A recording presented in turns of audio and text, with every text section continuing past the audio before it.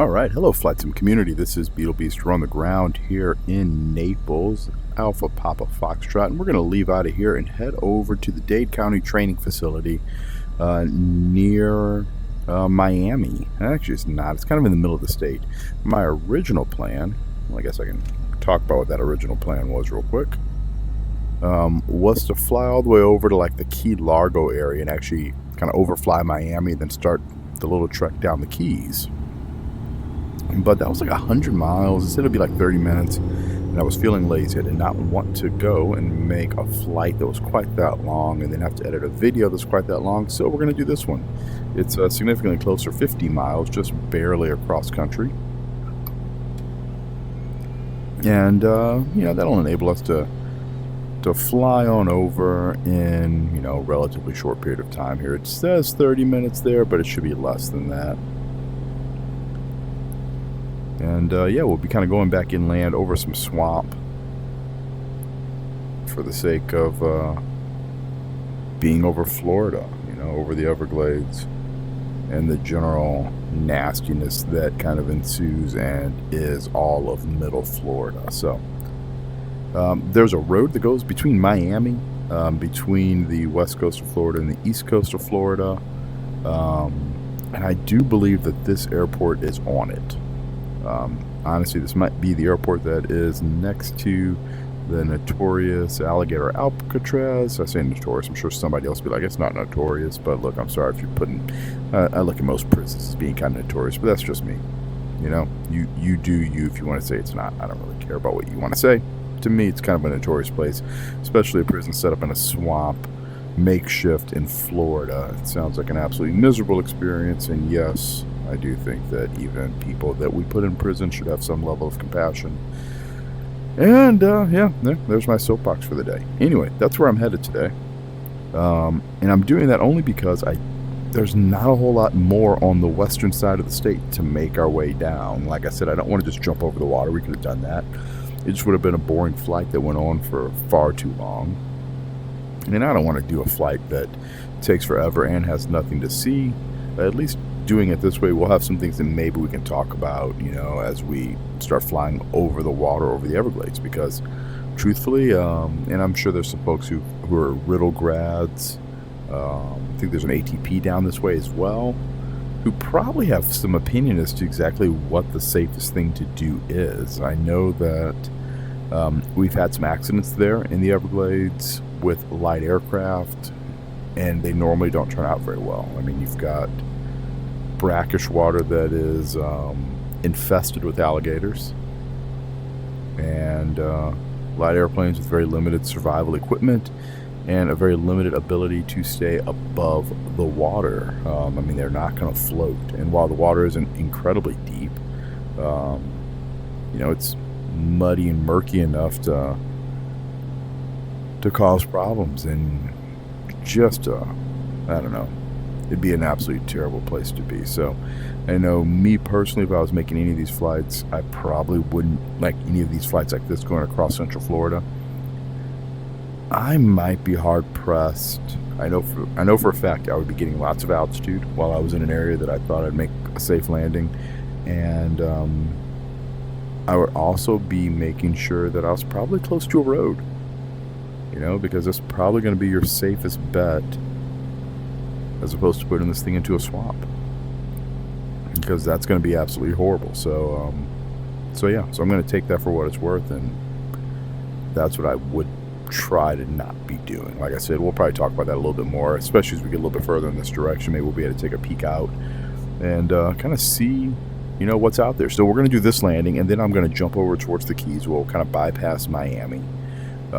Like I said, if I had been, really wanted to make a flight that was going to be 100 miles or 120 miles, then we most definitely could have just made that run. This is just a matter of me having to put the headset on, fly around for a little bit, edit a video later. All of it takes time.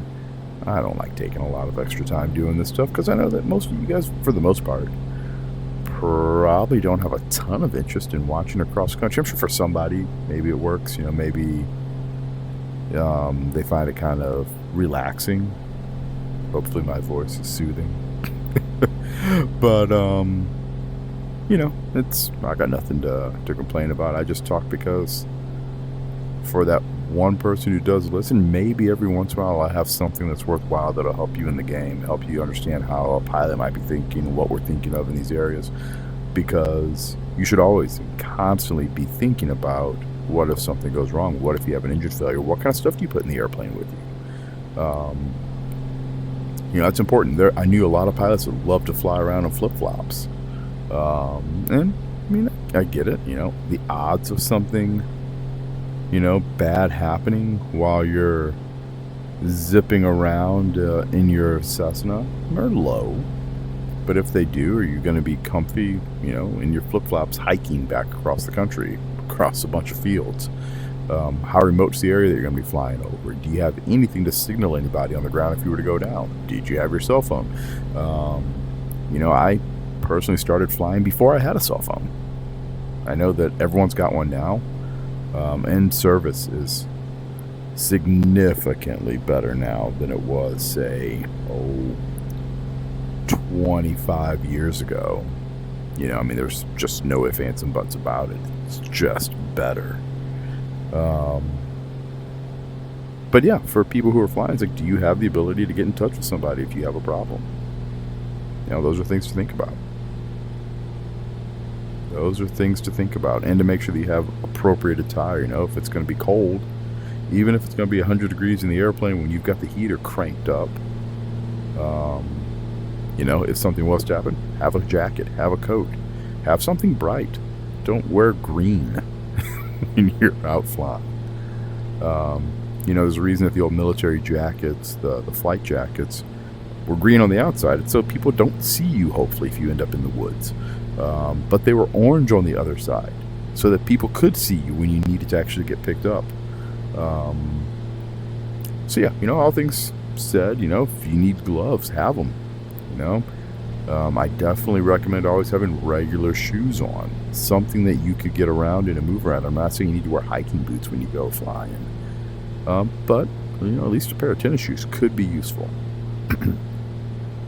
And it's things that might be important to keep on you or nearby. Fire blankets were always popular for people that were traveling in more remote areas. Those thermal blankets you could put in that would keep the heat in. I know that was a big deal for our military flyers. They were going to be in the backwoods. They could catch rainwater in them because they were designed to not break down when they were wet. They were designed to keep heat in. They were designed as a map that had navigational information on it. They had all types of good stuff. And a lot of that stuff carried over, I know, in civilian flying, and was sold at FBOs when FBOs sold a lot of goodies for people to have, because there was a bleed over, a carryover in the market for people who enjoyed aviation and were trained military flyers, and then those who just wanted to have the same type of equipment that they saw as a safe item to have for military flyers.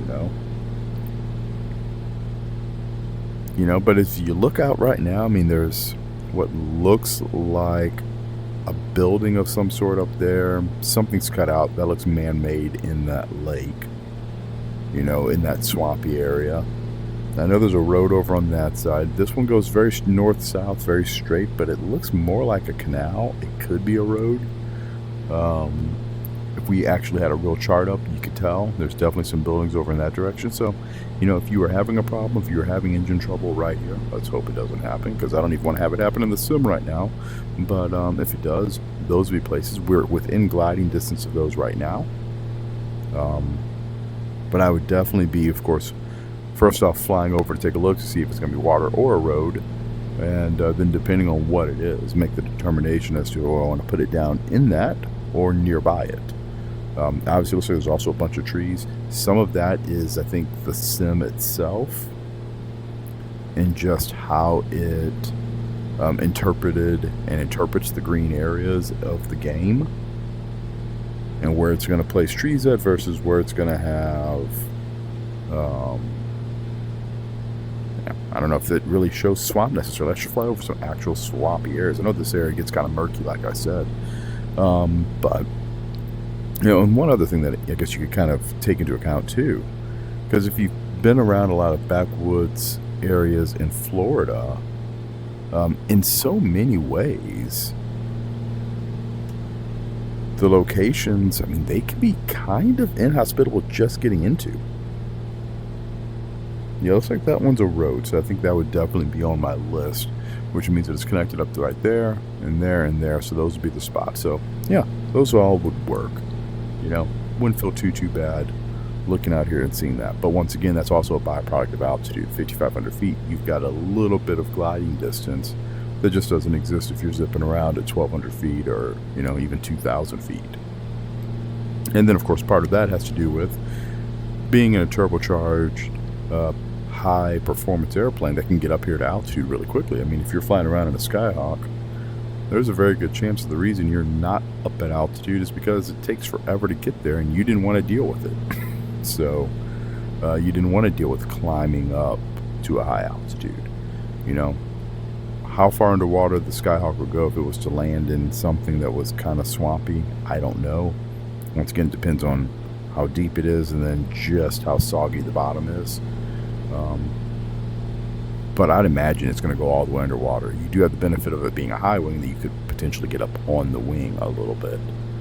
But like I said, I wouldn't want to be down there in that murky, green, algae-filled looking water trying to stay on top of my airplane in order to survive.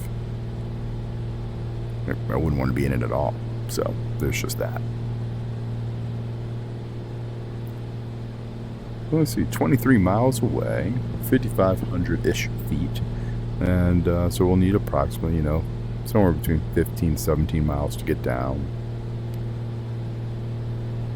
This airport is Tango, November Tango, TNT. Like I said, I think it is Dade, Collier County Training Facility is what it's listed as. I think it's a government-owned, government-operated airfield for the state of Florida. Might be, I mean, 20 miles. There's something 12 o'clock, which is about where that should be at. I can see it kind of reflecting through the propeller as the propeller goes around.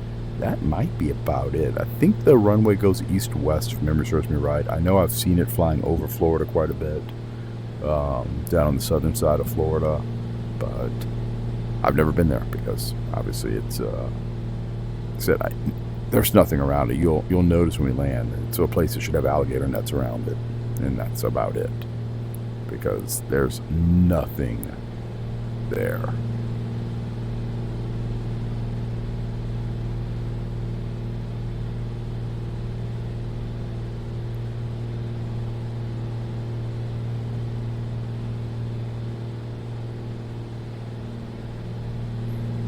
But yeah, I wouldn't doubt if that's it. I mean, 18 miles away.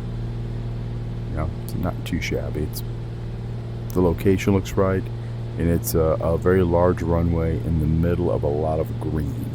So, and soon, yeah, we'll start our island hopping campaign as we zip on over towards the Florida Keys.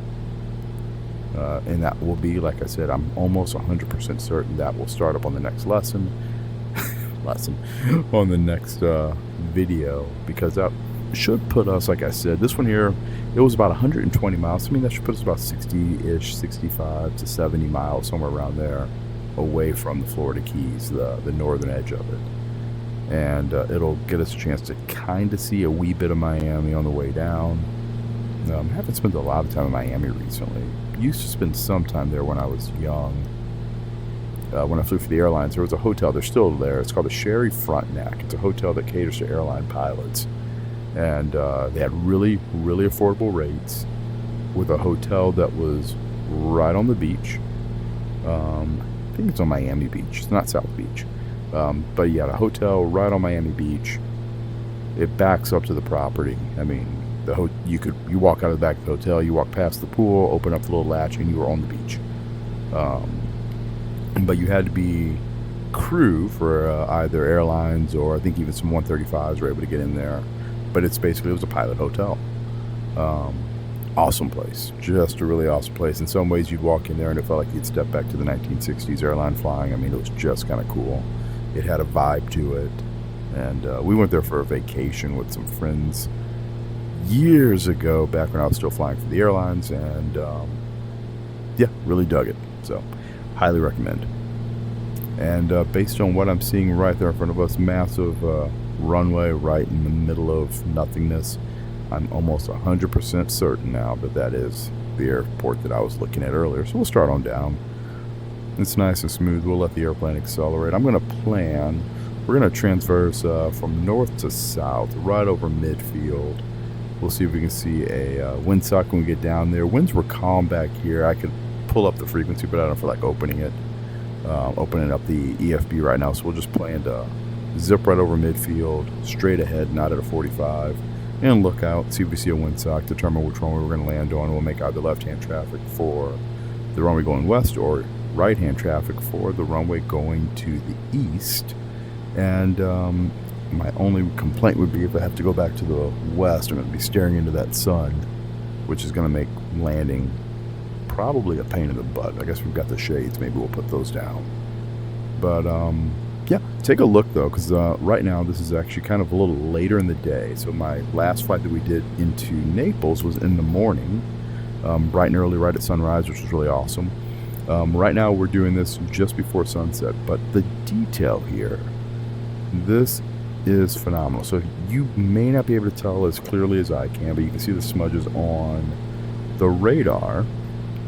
And if you zoom in, if I get closer to it, you can actually tell that the radar screen, the image that we see on the CRT, is offset from the screen itself, the glass that's in front that has the smudges on it. Now, granted, the smudges are also annoying because guess what? Someone should have wiped those off. But they're over everything. There's smudges right here you can see on COM 2 and COM 1. It looks like, and what's really cool here, COM 2 smudges are different than the ones on COM 1. There's something here under use and right above the transfer button. But then over here on COM 2, there's one right on the middle of the standby info, so the actual standby frequency. So you've got unique smudges on each one of the radio tuning heads, so I think that's kind of cool, just kind of neat. But the first time I saw this was when I was doing some IFR flying with the airplane, and I broke out of the clouds, made a couple turns, and of course you get these beautiful ray trace shadows that come up, and I noticed this here and I was like, oh my gosh, that's awesome. What's really also cool is the way the light affects it, because it can become, I mean, that gets incredibly bright when I get my head down that low, just the reflection of the sun glare. But you can tell that the radar becomes increasingly hard to read at funny angles like that. And yeah, I find it absolutely awesome. It's like I said, it's one of those things where we've gotten to the point with flight sims. You know, when I was younger, the first sims that I ever played, the goal was always to have it look beautiful, pristine, new. And now the goal seems to be on the majority of the airplanes to make them look lived in. You know, what would I say here? Not abused, but used. You know, they make all of these up so that they look as if that somebody's been in here flying around with it for a period of time, and then you see the wear and tear as a result of it. And I'm here for that. I mean, I love the look. Sometimes it gets a little excessive. Like I said, I think that someone found this idea of, hey, I put these smudges on here, it looks really realistic, and it does. But God, they are kind of annoying at the same time. It's like you made it so much more difficult to read, and at the exact same time, so much more realistic for having it. So, you know, what can I say? Good job. All right, there is the beacon right at 1,000 feet. That's where the windsock should be. I don't see it there, though. Maybe it's right there. See, there's one over here. Not seeing anything there. That's a tree. That's not a windsock. How dare they? You know what? Let's land to the west. Let's land towards that sun. We'll deal with it on the way in. It'll give us a problem, something to deal with. And I know winds were calm, like I said, down in Naples. They should be kind of similar over here, too. You know, same time I'm looking at that lake and it looks like the winds would be blowing from the east. Whoa, that was kind of funky. Had a wicked amount of descent right there. And I promise that wasn't all me. That was like I had it turning and I felt the nose drop, even though my power settings really hadn't changed. Alright, power's out, gear horn's on.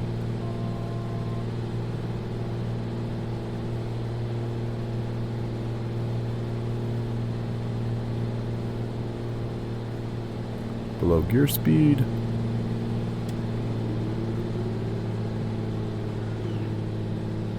Three green lights. Alright, below flap speed. One notch flaps in. Heck of a descent rate right there.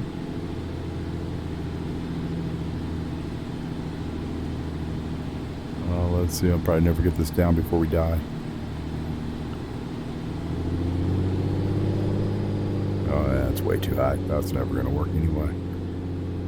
Gonna be over here messing with this thing when I should be over here flying the airplane.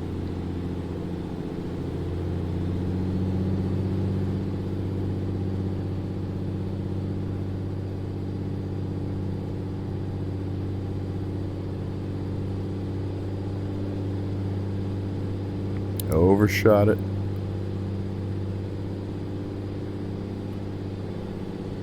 Yeah, it's actually not that bad with the sun. Alright, we're only 2.7s made. Power's coming out. We're going to glide her right on in.